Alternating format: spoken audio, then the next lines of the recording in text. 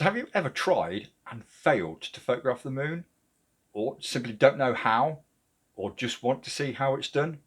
Then watch on.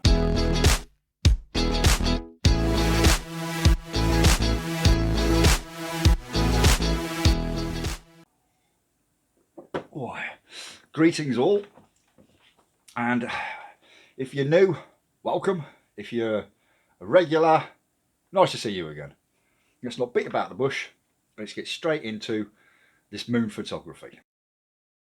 The equipment you're going to need, obviously you're going to need your DSLR or your mirrorless camera. You're also going to need a tripod, which I do have one somewhere. You're also going to need your tripod. That is for stability. Shutter release, because same again, it's about stopping the camera from shaking when you're taking the shot. If you don't have a shutter release, use the camera's inbuilt timer. I think most of them are like 2 seconds, 5 seconds, 10 seconds. You've just got to give time for the camera to settle. But if you've got a shutter release, it's even better. Zoom lens. I'm going to be using the 70-300. Now, if you're doing this, 300 is going to be the absolute minimum that you're going to want to use. I wouldn't even try with a kit lens of, you know, which go up to like 55mm or anything like that, because it's. I'm not saying it's not possible, but the results are not going to be as good.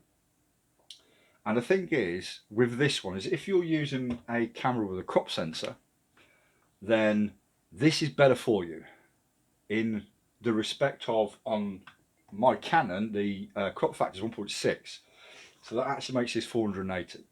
So crop sensors have got a bit of a benefit on this one.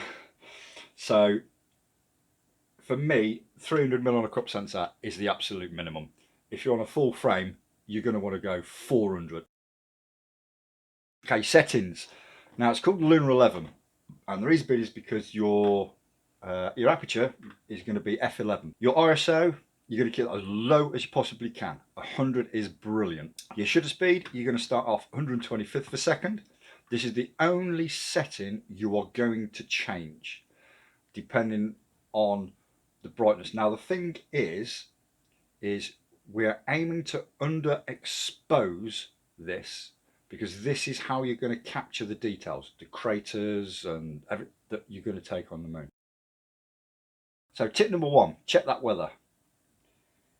You're looking for very little or no cloud cover, because you can't photograph the moon if there's a dirty great big cloud in the way.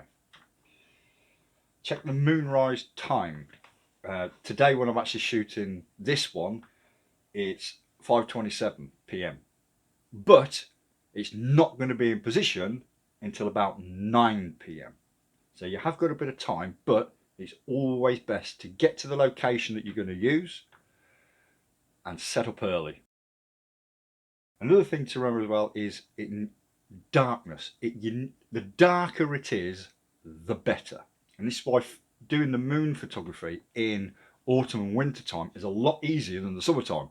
Because you don't get dark in the summer till 10 o'clock at night.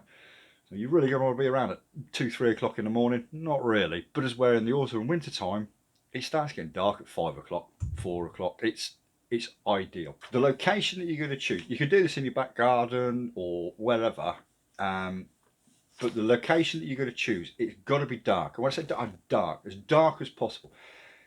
Now, it doesn't matter if you do attempt to do this in the back garden, there's a little bit of light or anything. It is just going to affect the outcome a little bit. Don't worry too much, but the darker, the better.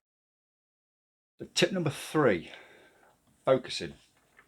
Now, this is really important that on your lens, you put it onto manual focus and you turn, if you've got it, image stabilization off. So when you're going to manual focus, you put your camera into live mode. Once it's in live mode, you'll digitally zoom into the moon. You'll manually focus so it is nice and sharp, and then obviously you'll come out of the digital zoom. Now, one thing to remember is the moon is moving, and you don't actually realize how fast it is actually moving until you actually watch it move across your live view. So you're going to need to keep refocusing every few minutes. Is best just to check it. So because obviously you're going to have to move, just recheck it, and it's really important, that one. Tip number 4 is you want to underexpose the shot. It's going to be, I'm not talking just like a little bit underexposed, I'm talking quite a lot. This is like -3.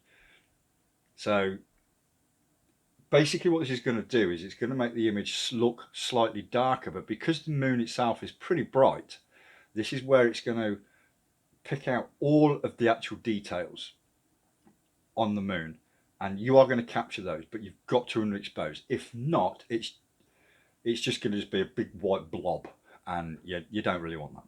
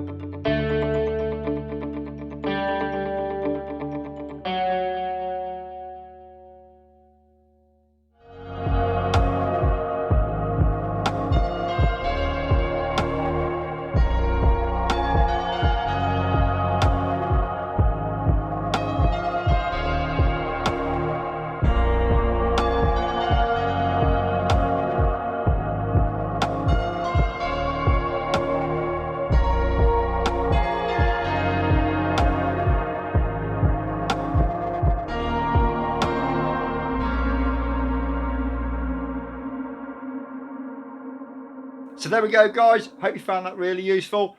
Have a go, send me results, I'll even show them in the vid for you. Plenty more stuff coming up very soon, so hit that subscribe button and that bell notification. Don't forget to leave me a thumbs up as well, and I'll see you again very, very soon. Stay safe.